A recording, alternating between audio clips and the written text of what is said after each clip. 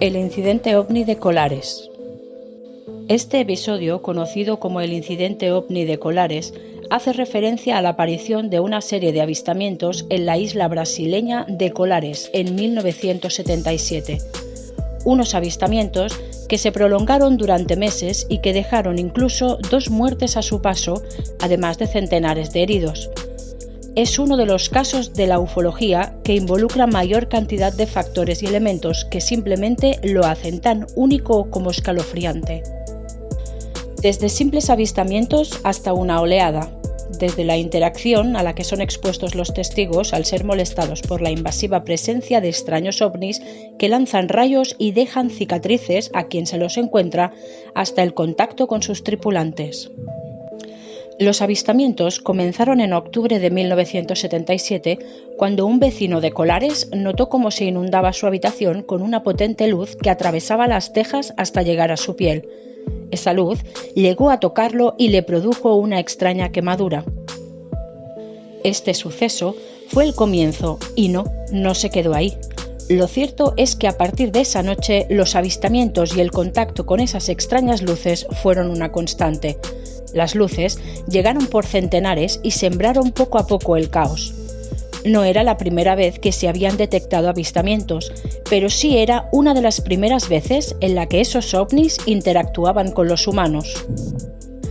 Unas presencias que se manifestaban a través de rayos de luz que los tocaban y que, según relatan los afectados, desencadenaban una sensación de succión. Algunos lo describían como un rayo que les quitaba la energía. Sea como sea, las marcas tras las exploraciones estaban ahí. Quemaduras, heridas e incluso zonas en las que parecían existir señales como de instrumental quirúrgico.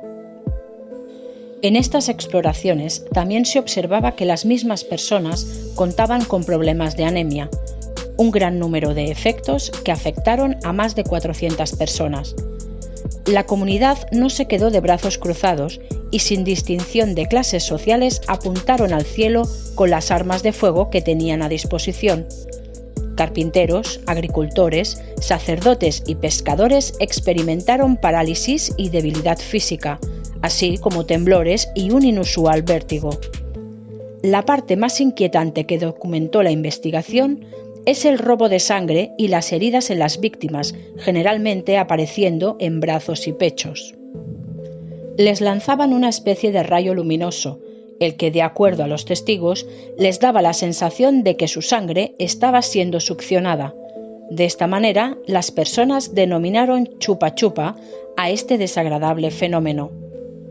Los habitantes reportaban además que eran continuamente fastidiados o seguidos por estas luces, las cuales no los dejaban tranquilos en ninguna parte, ni dentro de sus casas, ni en la iglesia del pueblo, que era el lugar al cual los parroquianos huían creyendo que iban a encontrar seguridad, pero no la encontraban. Una de las personas que le tocó vivir la tragedia en carne propia fue la que en aquel entonces joven médica brasileña Welaide Sesim Carvalho, quien se dedicó a atender a los numerosos pacientes que llegaban con quemaduras en su cuello o pecho, principalmente en el cuello. La doctora Welaide recuerda haber atendido a unos 35 o 40 pacientes. De acuerdo a la médica, los pacientes presentaban sensación de debilidad al punto que les resultaba difícil caminar. Los pacientes, además, presentaban quemaduras con necrosis tan solo minutos después de haber sufrido un ataque por un ovni, siendo que la necrosis en quemaduras normales se produce unas 96 horas después de efectuada la quemadura. Además de las quemaduras, las víctimas presentan unos pequeños agujeritos en los sectores quemados. Asimismo, los hemogramas de los pacientes mostraban que estos tenían una fuerte disminución de los eritrocitos y la hemoglobina, es decir, anemia. Welaide también relató un avistamiento que tuvo ella, de un objeto metálico en forma de cono truncado que se paseó por el centro del pueblo a muy baja altura un día a eso de las 5 de la tarde. Recuerda además la doctora Welaide que dentro del aparato volador podía verse un ser pequeño, de 1,20 m aproximadamente de estatura.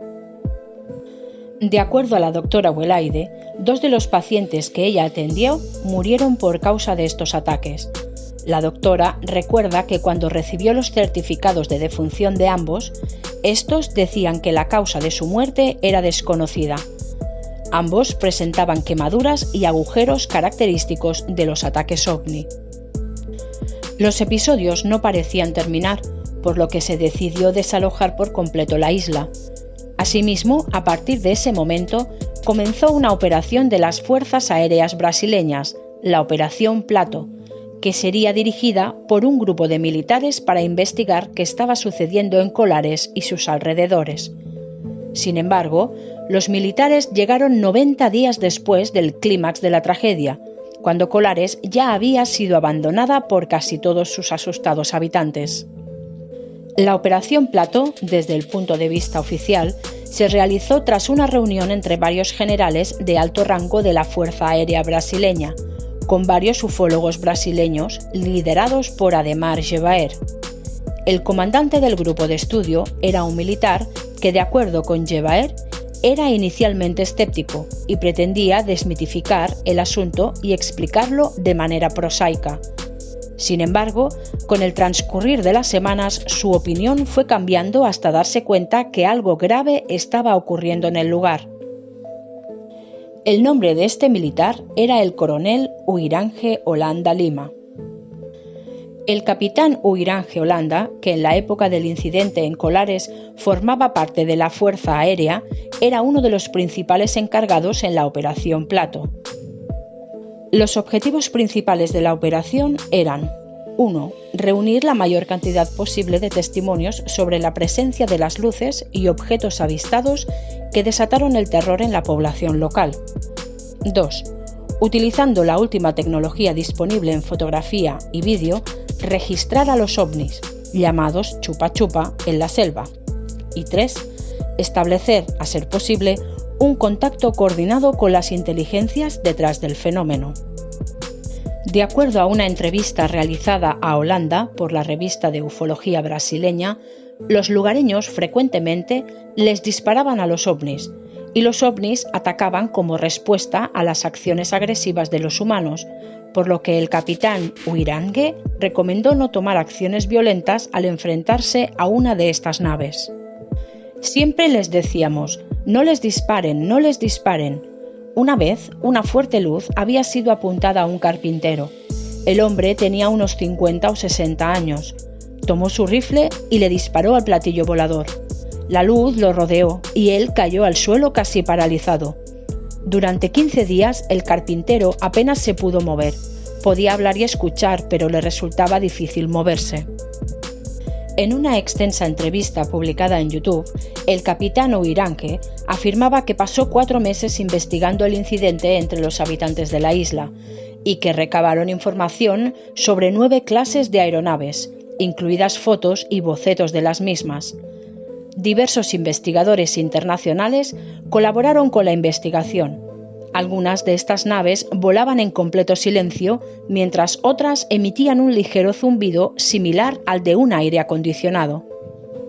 Según Jebaer, los últimos relatos del coronel consisten en decir que él, junto con un compañero, había tenido un fugaz contacto con uno de los tripulantes de los ovnis. Según relató, el tripulante bajó del ovni y se puso delante de los 2 militares. Los miró en silencio a los ojos y luego retornó a su nave aérea. Holanda mencionó que cuando hizo el reporte militar acerca de este contacto con el ser humanoide, la Fuerza Aérea Brasileña dio por terminada inmediatamente la Operación Plato y se guardó los archivos de la operación. Al parecer, tales declaraciones de Holanda le significaron una campaña de descrédito, lo cual no sorprende demasiado. De hecho, la misma doctora Welaide relata haber recibido presiones por parte de los militares. Fui obligada por la Fuerza Aérea Brasileña a convencer a los lugareños de que las luces que los atacaban eran alucinaciones colectivas y que lo que ellos habían visto no había ocurrido nunca, relata Welaide. A pesar de todas las presiones, la doctora Welaide no cedió a las presiones de los militares. Según diversas fuentes, la investigación recabó más de 1000 páginas de documentos, incluidas fotografías, mapas y diagramas. También habrían filmado 5 horas de metraje bruto. Hasta la fecha, solo 200 de esas páginas han visto la luz. El testimonio de Holanda, grabado por varias cámaras, fue realmente aterrador. Un testigo de primera mano sobre luces que bajaban, sobre contactos con otros seres e incluso describiéndolos al detalle, y sobre implantes insertados en el propio brazo de este capitán retirado, que no tenía problema en enseñarlo ante las cámaras para que pudiera observarse bien. Muchos aseguran que el pobre hombre cayó en depresión tras lo sucedido, otros que perdió el juicio. Lo único cierto es que 3 meses después de la entrevista, vecinos de Huirange, Holanda, lo encontraron muerto en el interior de su domicilio. La versión oficial es que se suicidó. Un suceso cargado de misterio que no hizo más que aumentar la polémica y las dudas sobre lo que había pasado en realidad en esa isla. Es posible que jamás sepamos a ciencia cierta qué sucedió, pero los testimonios siguen ahí, y teniendo en cuenta que no es el único avistamiento que hemos tenido a lo largo de los siglos, quizá dudar no sea una opción. Desde hace décadas, Brasil es escenario frecuente del fenómeno ovni. La Fuerza Aérea Brasileña ha intentado interceptar ovnis en 21 ocasiones, hasta ahora sin éxito. Esperamos que os haya gustado este vídeo. Si es así, por favor, compartidlo, nos ayudáis mucho. Darle al like y sobre todo clicar a la campanita, así podréis estar al tanto de todo lo que vamos subiendo.